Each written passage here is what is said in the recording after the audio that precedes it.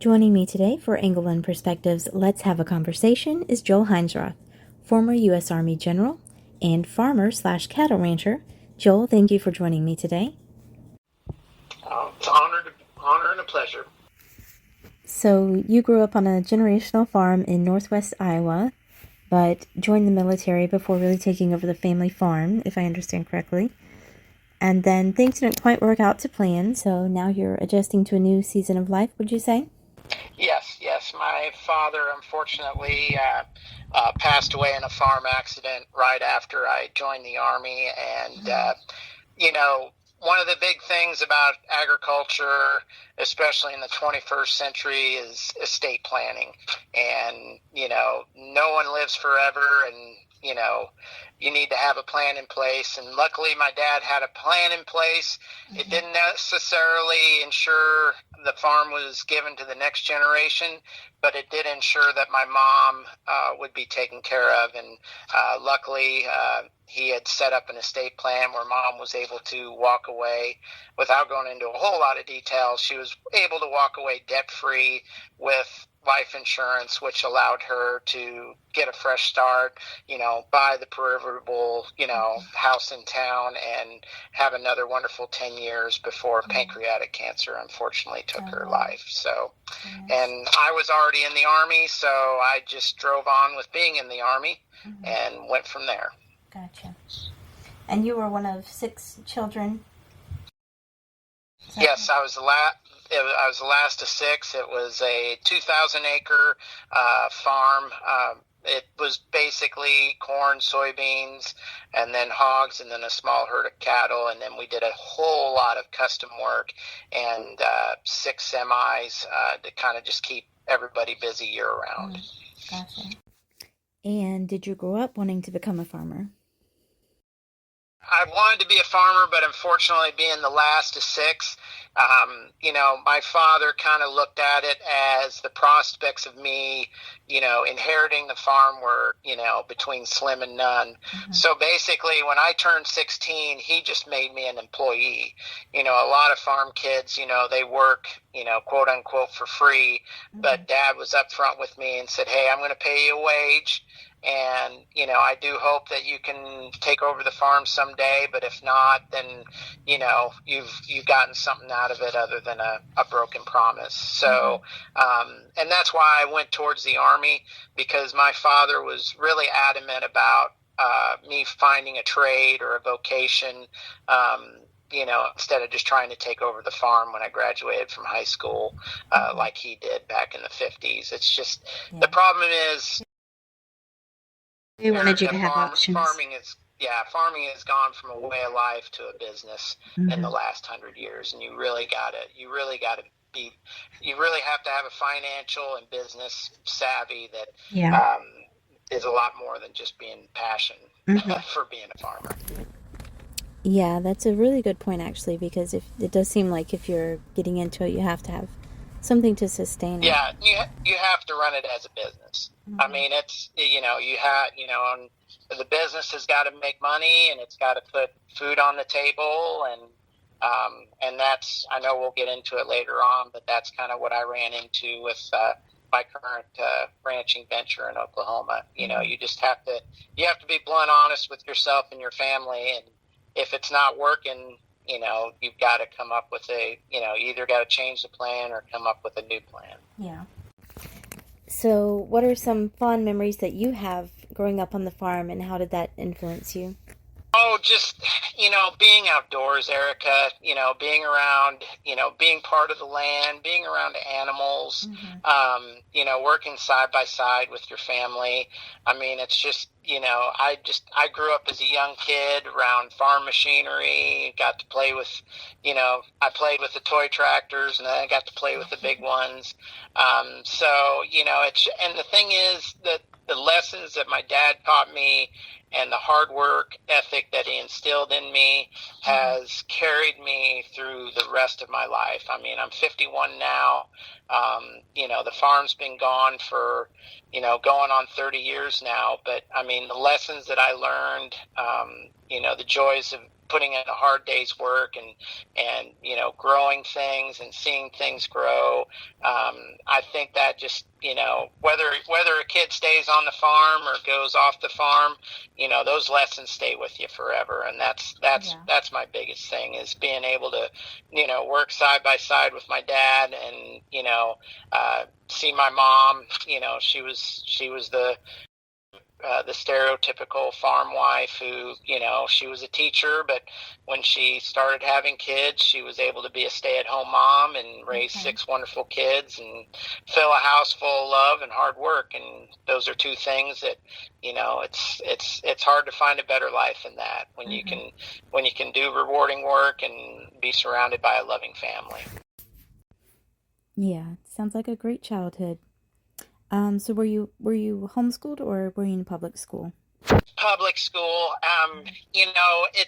I grew up in the 70s and 80s, and the public education, we were a really small town, a population 800, and Dad was actually a school board member for many years. So it's kind of hard to apply it to 21st century standards, but, the public school system in the 70s and 80s, at least where I grew up in, was very, focused on parents, feedback. Parent-teacher conferences wasn't just something that was done virtually or anything, and the school board was, fully vested, in making sure that, the best teachers were hired and, the best education was done possible. So I was really blessed in that way. I had a lot of teachers that, grew up in the area. They grew up with my dad. So, by the time I came along, I was, Irvin and Carol's son, and they had kids that were my age. I mean, it was just the whole small town perspective. It would be another, if you wanted to ask me what a fond memory was. I mean, growing up in Alden, Iowa was definitely a fond memory. Good, yeah. So you grew up on the farm, and then at some point you joined the military. And are you retired from the military? Yes. I did a 20-year career.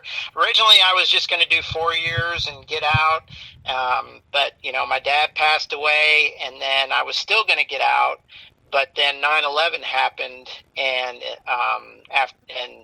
before I knew it, I had 3 combat tours into Iraq in 10 years in. So I just went ahead. Because the other thing, my dad always, when I said I was joining the military, he really pushed me to make a career out of it. He said, son, trying to provide health care for a farm family is just incredibly hard. And if you could do 20 years in the Army, you would not only retire with, a pension, but you'd also have health care for life. And those are 2 things, son, that, are just eating me alive right now, because, any kind of, you can have Blue Cross Blue Shield, but, your co-pays are through the roof. And, for me being a veteran, I mean, I know things are a little bit different now, but, I've been well taken care of by the veteran. I know the VA gets a bad rap in a lot of ways, but, after the 9/11 generation and the Operation Iraqi Freedom and Enduring Freedom, the government has done a lot better in taking care of veterans. And I'm well taken care of in Nowhere, Oklahoma, and I've already scouted out Nebraska, where I'm moving to, and they'll take great care of me in Nowhere, Nebraska too. So that's just, that really pushed me to do a 20-year career. So, and I served from 1997, and then I retired in 2017. Yeah, very good. It does seem like a lot of the advocacy groups have been taken seriously, and a lot of good programs have popped up. No, we've certainly learned from the mistakes of Vietnam, and we had such a small percentage of the American population actually serves, and they're a precious commodity. Our sons and daughters, that raise our right hand and volunteer to go in harm's way to protect the American way of life. that's, I know we spent billions of dollars in wars, and I know money matters, but, every son and daughter, husband and wife matters too. And I've been really impressed on how, like you said, that America is really focused on taking care of our veterans. Yeah. And what was your experience in the military? Did you enjoy it? Did you have dangerous encounters? I did 3 combat tours. The one thing that I loved the most was the people. I can live without some of the dog and pony show per se, but I mean I worked with some really amazing people. So I'm still friends with them today. Luckily, with social media and everything, it's just I'm blessed. I still talk to a lot of my comrades, and that's my of course, coming home from combat and seeing my family, is a priceless memory too. But just the people I served with was something I'll take to my grave and be very honored about. Good. I'm glad to hear you had a good experience. Were you off for like a long time? Did you have any issues with transitioning back into normal? I mean, I was diagnosed with PTSD, and depression and stuff like that. And it's, I mean, it wasn't all rainbows and everything. I mean, unfortunately, I tried to tough it out, and not seek help when things got bad. I hate to admit it, but I did self-medicate with alcohol, and it took a toll on me, and it took a toll on my marriage, unfortunately. And so the biggest thing I learned from that, and lesson I can tell other people is, you can try to be resilient, you can try to tough it out, but I mean, if it gets to the point where you feel like your life isn't worth living, then you've got to reach out. And I mean, suicide rates are still way too high in the military. And that's one of the things also, that wasn't a pleasant memory, but a memory I had from the farm was my dad was under, he was diagnosed as bipolar and had severe depression, just, failed crops, the farm crisis of the 80s and stuff, it weighed a lot on him. Yeah. And, I just learned from him that if you bottle it all up inside, it's not necessarily the healthiest thing you can do. And luckily, I finally got to the point where I won't say brave enough, but I finally, I was finally humbled and hit rock bottom enough that I reached out and got the help I needed to kind of, to cope with my past and, try to have a brighter future. Yeah. Well, thank you for sharing that. I'm sure that it'll be inspiring and encouraging to someone. I hope so. And so you left the military, and then at what point did you get involved in farming? Well, I always knew, regardless of how long my Army career was going to be, that I wanted to bookend my life with being back on a farm. Maybe not in Iowa, but I did know that I wanted to own land, and I love the cattle part of our farm more than I love the corn and soybeans. So when I was halfway through my military career, I found 440 acres that was close to where I was stationed in Fort Sill, Oklahoma, and I just decided, and a lot of people invest in the stock market. Well, I just decided in 2004 to invest in land, and luckily I found a beautiful property in southwest Oklahoma. And as my Army career got close to ending, I just started gearing up a cattle operation, and that's where I ran into Farmer Veteran Coalition, which is a nonprofit that helps veterans that are interested in agriculture, achieve their dreams, whether it's, a cattle ranch like me or just something simple, like raising chickens or beekeeping, or having raising food to sell at farmers markets, or fruit trees. There's lots of things that a person can do and call themselves an agriculturalist. And I just did a simple internet search and ran across Farmer Veteran Coalition, and they're an outstanding organization. They've got partners with everyone from Kubota Tractor to Tractor Supply. I mean, it's Wounded Warriors. So it's just one of those organizations a veteran can reach out to, and they've got the knowledge and the tools to really help you out, and they've certainly helped me out. Yeah. I looked up their website after you shared it with me. That was the first I'd heard of it. But I love their mission to mobilize veterans to feed America. And they, just through looking at the website, I could tell they had a lot of things going on to really help, and with the different partners that you mentioned. So I know it's... And it takes a lot of planning and a lot of training. You just can't, agriculture is expensive. Right. I mean, you can't just say, hey, I'm going to buy land and start raising corn and soybeans. I mean, you've got to put pencil to paper. And the nice thing about Farmer Veteran Coalition, yes, they have grants and things like that, but they also provide the education you need, to figure out, hey, is this realistic, or do I need to look at doing something else? Things like that. Right, yeah. So that's kind of along the lines of my next question. Would you recommend it, to other people, and how big of a role did it play in you getting started? What would you do if you hadn't found that? I mean, I would have still done cattle, but I mean, it would have been a lot. It would have been really hard. I would have grown a lot smaller. I mean, it would have took a lot longer, I guess I should say. I mean, the grant money that they provided me helped me buy a cattle chute that, there was no way I could have budgeted that with what I was bringing in. So, by doing that, that allowed me to spend more money on buying,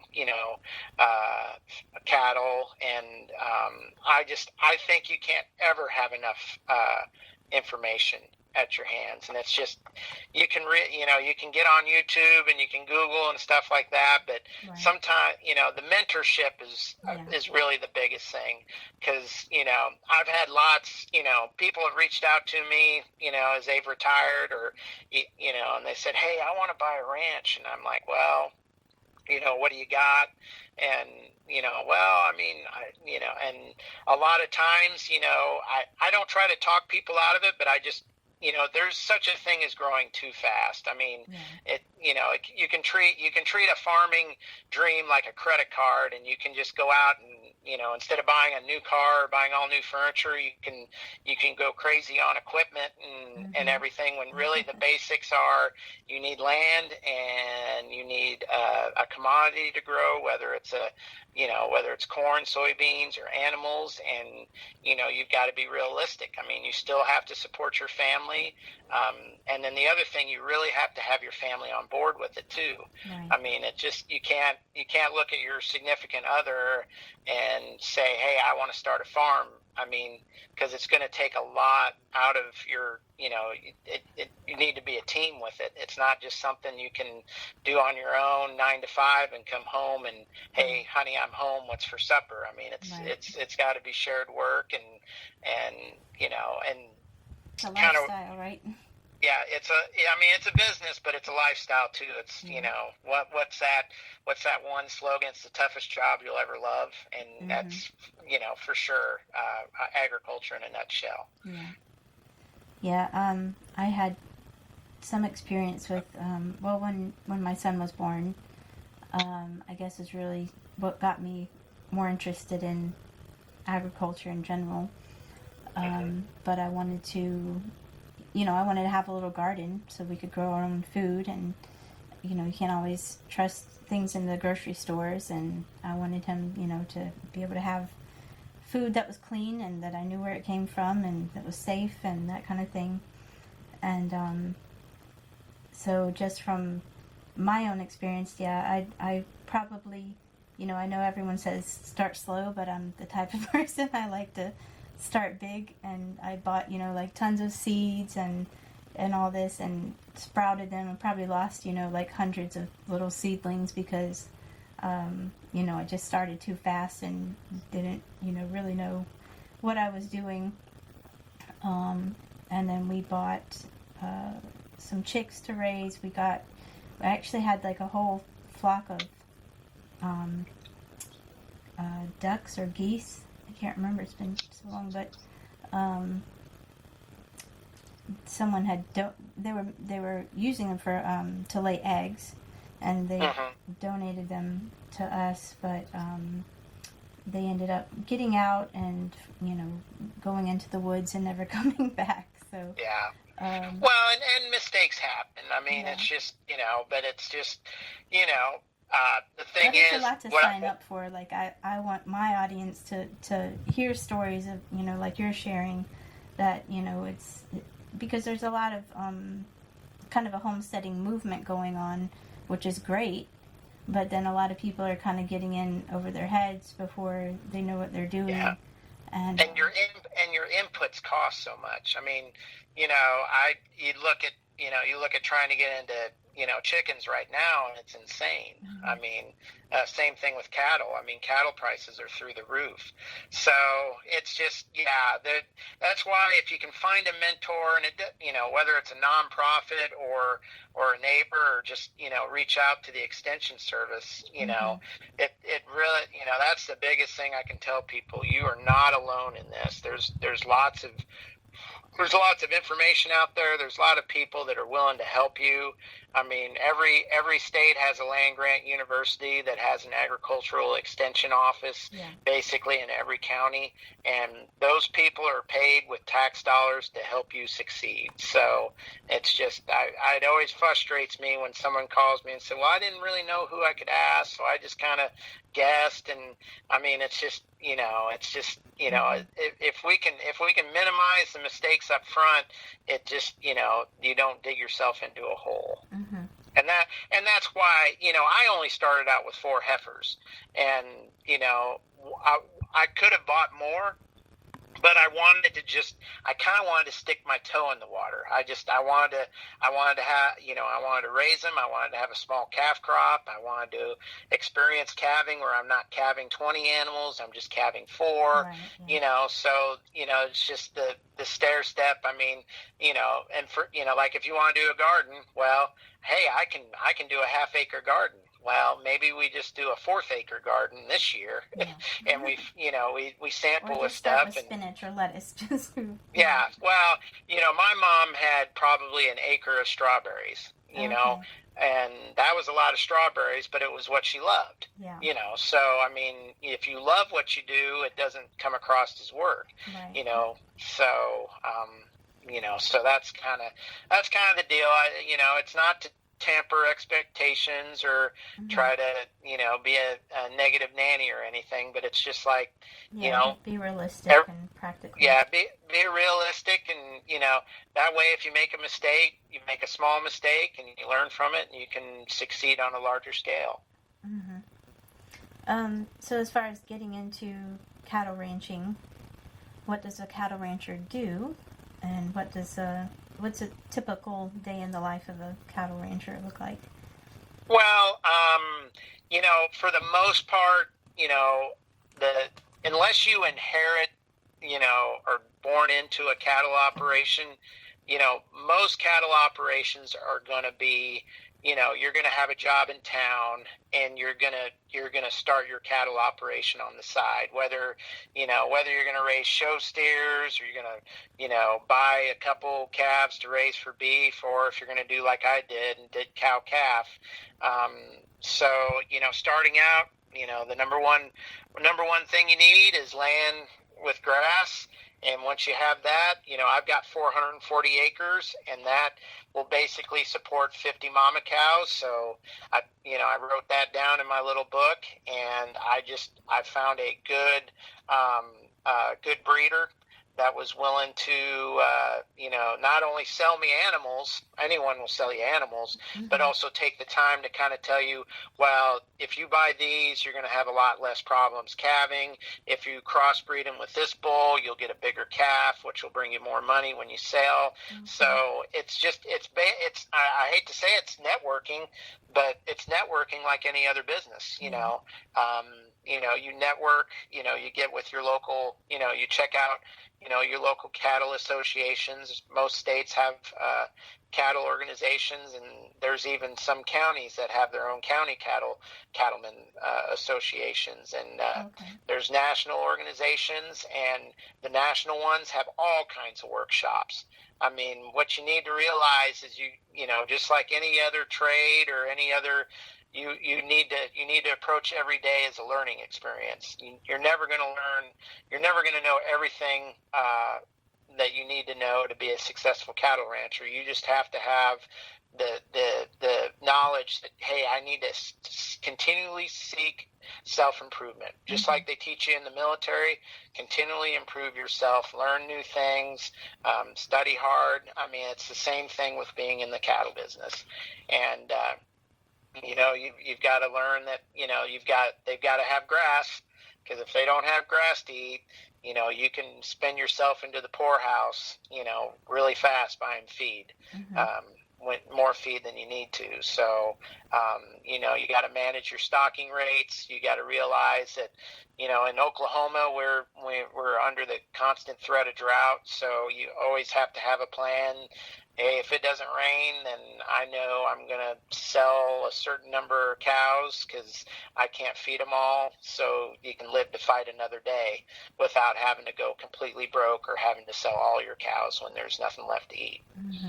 So, gotcha. But you got markets to deal with. Like I said, it's the toughest job you'll ever love, because you can work really hard, but if you don't market, and this is true for anyone, whatever you grow. I mean, if you don't market your products, you're leaving money on the table. I mean, whether you're selling grass-fed beef or trying to sell baked goods or fruits and vegetables at a farmer's market. I mean, you put all that hard work in, but if you don't have a solid marketing plan, you're all that work's going for naught. Yeah, definitely. Yeah, I got into crafting as well, making soap, learning how to make candles, sewing, all kind of things. And I did, pretty decent, but then COVID happened, and things got a lot more difficult. So that was one thing that I recognized. If I'm going to make this successful, I have to, improve my marketing skills and my communication skills. So, yeah. I mean, because you're not. I mean, you can say your product sells itself, but really, people want to buy from good people, and they want to buy from people they can trust. So, I mean, you just, I mean, you would think, hey, a cattleman doesn't need to worry about customer service. The cattle just moo. Yeah. But really, it's not that simple. You've got to put out a great product, and you got to, put your best foot forward, and that's why, the 21st century agriculturalist has to be as much focused on marketing as any other farm chore. Yeah, definitely. So the process of getting, after you have your cows raised, then do you sell them to people who resell them, or do you sell directly to?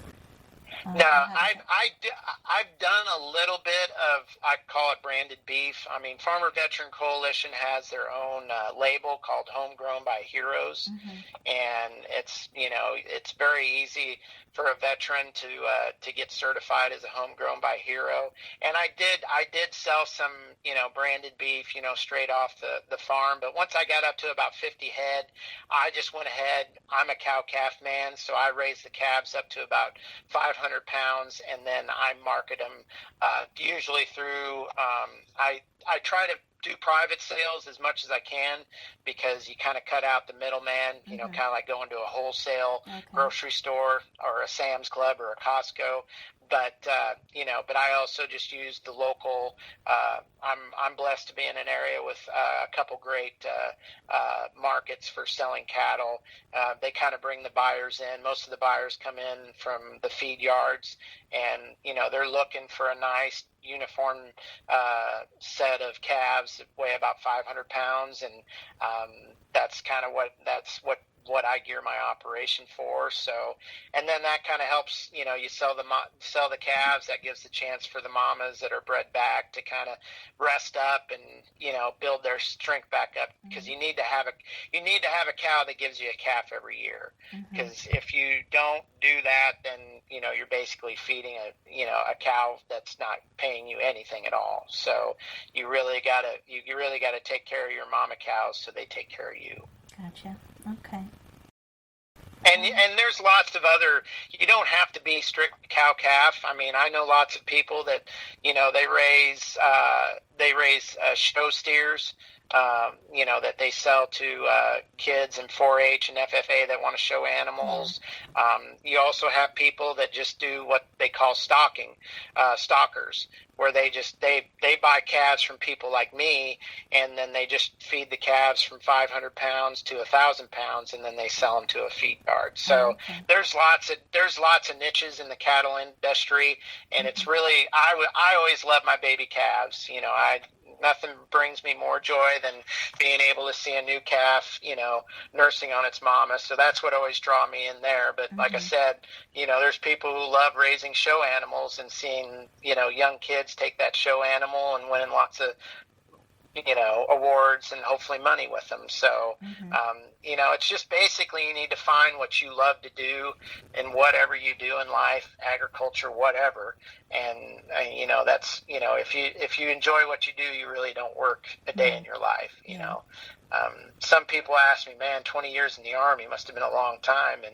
But I loved what I did. I loved who I worked with, so it really went faster than than a person would think. Yeah, I worked in retail for a while, and I remember telling someone, one day, we're here for 8 hours. We can either, enjoy it or be miserable. So, that's kind of my attitude. But at the same time, it was, it wasn't exactly what I wanted. So I am trying to do, what I'm passionate about now, because it's just so much more enjoyable to do what you love, and to be able to live the life that you want to live. Yeah, because this is the only life we got. And I mean, if you want to be a doctor or a lawyer because they make a lot of money, I mean, you may, but you're going to end up being miserable. You're better off to find something that you enjoy doing and just putting your heart and soul into that. So what's next for you now? You're transitioning? Yeah, I'm transitioning, Erica. I got divorced about 5 years ago. Not to make this a personal thing, but, for me, ranching or farming, for me, it was always synonymous with family. I mean, I wanted to have a family operation, and you can't guarantee your kids, just like you can't guarantee your kid's going to love farming.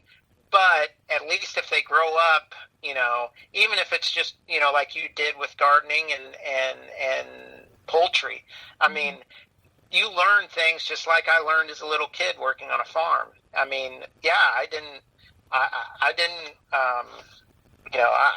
inherit the farm in Iowa, but I inherited a lot of memories and a lot of lessons that I've carried through to this day. So, but yeah, for me, my kids are still young, but recently they both told me that they weren't interested in cattle, and one's a really good swimmer and the other's really good in school. So I just kind of, we talked about, I penciled it out, and I was like, I'm 52. I got coronary artery disease, and I'm in a lot of debt right now. I mean, I'm paying my bills, but I'm not really, I'm doing it alone. And, do I keep doing this for another 10 years and work myself into the ground, or do I just try to find another job in agriculture? And I was blessed. I found third generation family operation up in the Sandhills in Nebraska, and it's 25,000 acres and 750 head of cattle, and they need help. And I'll go up there, and most cowboys will tell you, most cowboys don't own the cattle, but but that doesn't mean they don't love what they do any less if it's somebody else's cows. And I mean, I learned that line in a movie, Tom Selleck movie, Monty Walsh, and I love the ranching way of life. I love cattle. I love being around horses. And I just, I was like, you know what? This land, I was never gonna outlive this land. So this land can be someone else's dream, and I can go up and I can help. The fourth generation is on the way up there. They're 8 and 3, and their mom and dads are excited. And to me, I just, the good, I'm a man of faith, and the good Lord put me on this planet to work, and if I can't work to help my family, maybe I can work to help another family, and make a fourth generation, cattleman up in Nebraska. And at the end of the day, I want to work till the day I die. And, it doesn't have to be just for me. I can work for someone else. That's what my old man always told me. He said, as the last of 6 kids, son, you may have to work for someone else. So, I've got this place for sale, and I did some interviews up there and found this really great family that, needs a hand, and it's beautiful country, and, lots of cows and lots of work. And that's kind of how I want to end my life. Yeah. Well, it sounds like a great blessing for you to be able to find something, that really suits, the lifestyle that you want and the dreams that you have. And I would say, your children, they're not interested now, but they may come back around.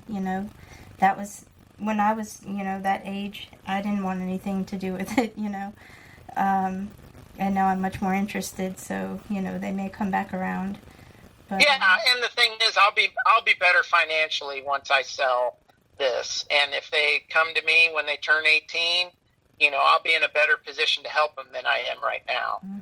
Instead of just, and the thing is, it's just I've lived with debt for 32 years, and the chance to be debt free. I mean, the land is worth a lot more than what I paid for it. Cattle prices are sky high. And when I looked at those and my family situation and my health, I was just like, the good Lord, it's not always our plan. Sometimes you just have to trust that God's plan may not be the same plan as yours. And you just need to embrace that. And, it's, you just got to be willing to turn the page. And, cause this, like I said, this is the only life you got to live. And if you're not happy doing what you're doing, then you need to change something. And that's kind of where I ran into. I was just kind of existing, and it's time to start living. Yeah. Your faith, were there any moments where, it was a challenge to keep your faith after, Yeah, I mean, the cliche is pride is a very bad sin, and sometimes the good Lord, you need to be humbled, and sometimes you need to kind of hit rock bottom. And I hit rock bottom, between COVID and divorce and debt and drought. I kind of hit rock bottom, and that was kind of God's way to show me what I should really appreciate in life. And maybe not focus so much on the earthly things and the possessions and how many cows I had or how new of a feed truck I had. And faith pulled me out of my tailspin and got me going again. Yeah. And you had shared something about the science of hope with me. Could you explain a little more about that? Well, in the Army, they teach you to be resilient. You need to buck up. And I ran into this. It's actually a professor at Oklahoma University, and it's something that I'm currently working for the state of Oklahoma for the highway department, and it's something they teach all their new employees. And basically, not going into a lot of detail, human beings the best human beings are hope-based. They're not the kind that, hey, I'll just take every bullet that's thrown at my way, and I'll just put my head to the grindstone and make through it. Humans, succeed when their hearts are full of joy and full of hope. Yeah. And basically, that's what the science of hope is. You got to look at your life, find what makes you happy, and find avenues that give you hope in tomorrow. No one should dread going to bed.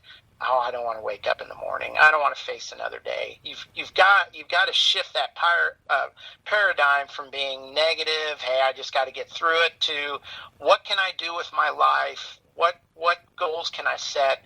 Where my life is more hope based than it is just surviving the daily grind. Yeah. So, and that's kind of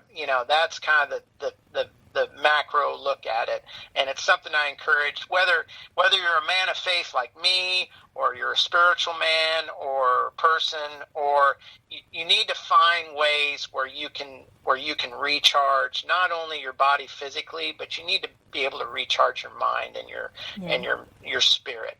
And if you find your spirits being, that fuel tank is being drawn down to empty on your hope, then you've got to find some way to get more fuel in that tank.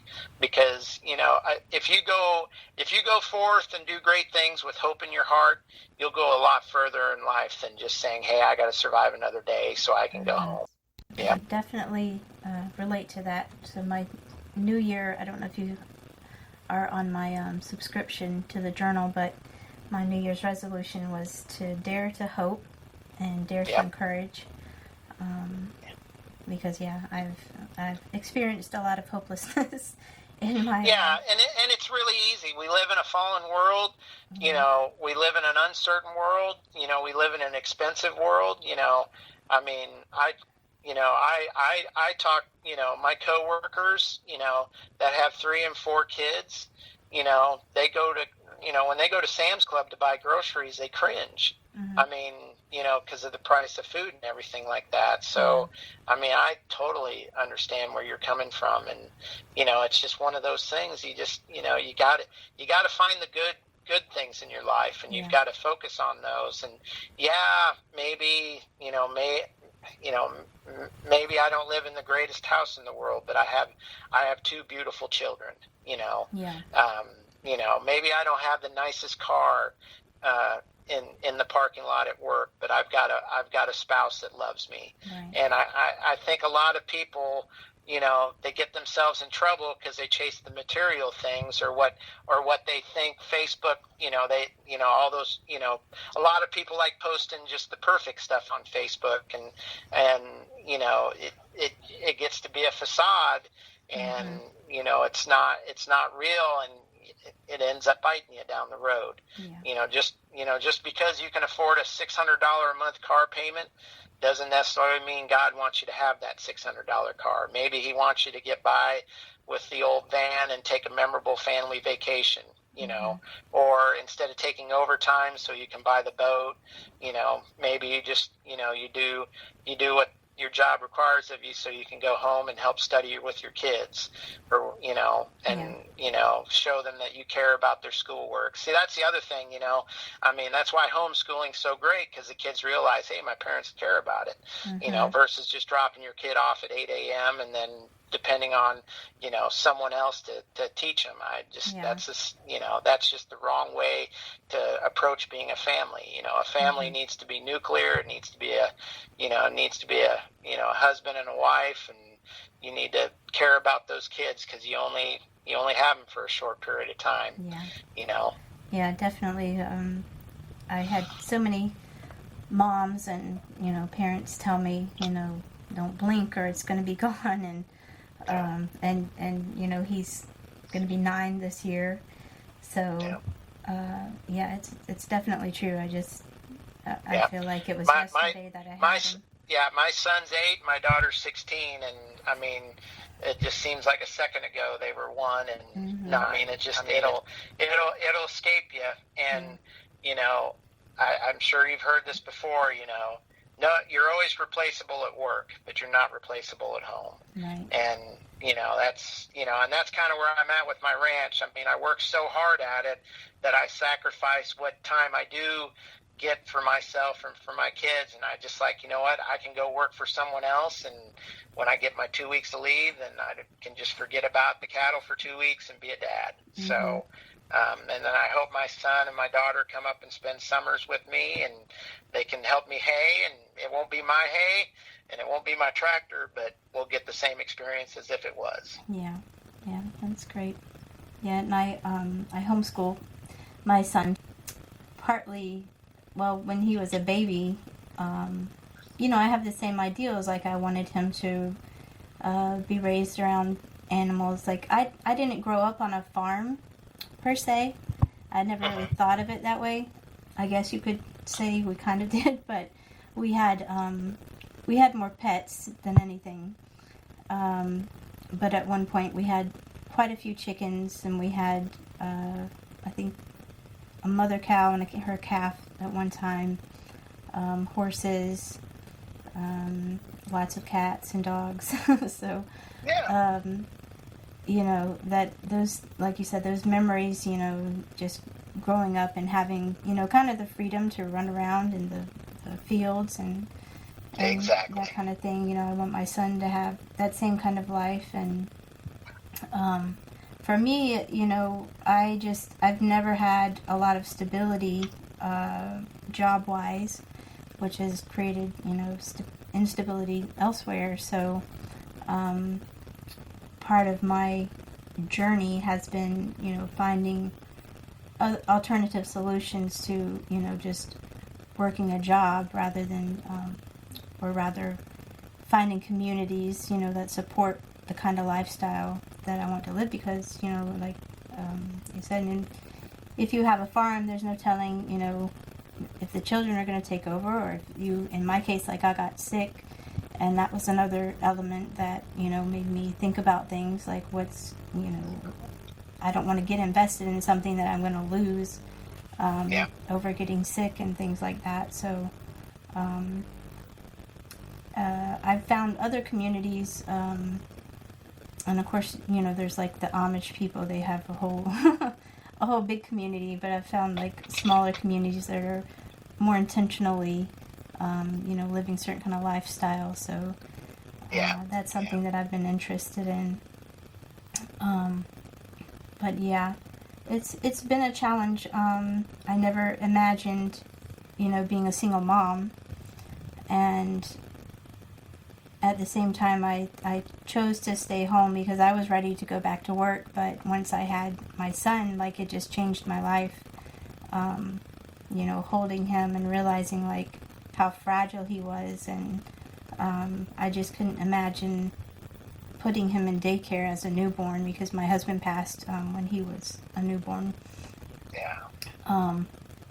I just couldn't imagine, him being that young and me passing him to a complete stranger.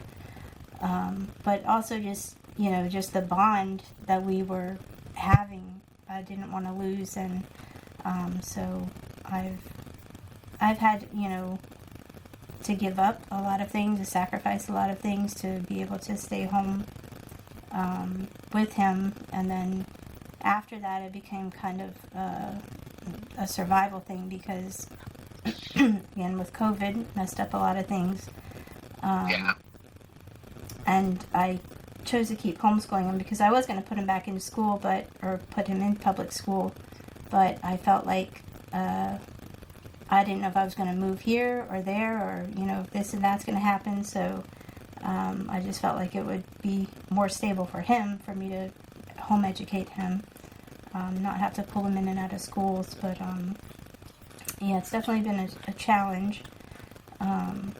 So yeah, the hope thing has really been, what's got me through, and just having the hope that there is more beyond this world, and that I have this belief that one day, things are going to be as they should be, even if they're not in this life. So, and that son will be your greatest legacy. You can have 1,000 followers on Facebook and 10,000 on LinkedIn and Instagram, and your TikTok videos can be world renowned. But at the end of the day, it's the family we raise that echoes through eternity, and that's we have to work. I mean, we live in a fallen world, unfortunately. But we've got to find balance, and we've got to focus, and we've got to have hope that what we do is getting the next generation a good start. Yeah, definitely. Well, thank you, Joel, so much for taking time out of your day to share your story and your knowledge with the audience and with me. Yeah, I've been honored. Thank you very much for inviting me. All right. Well, I wish you the best, and we'll keep in touch, and we'll see what happens in the future for you. Yep. God bless, and have a happy Easter. Okay. Thank you. Same to you. All right. All right. Bye-bye.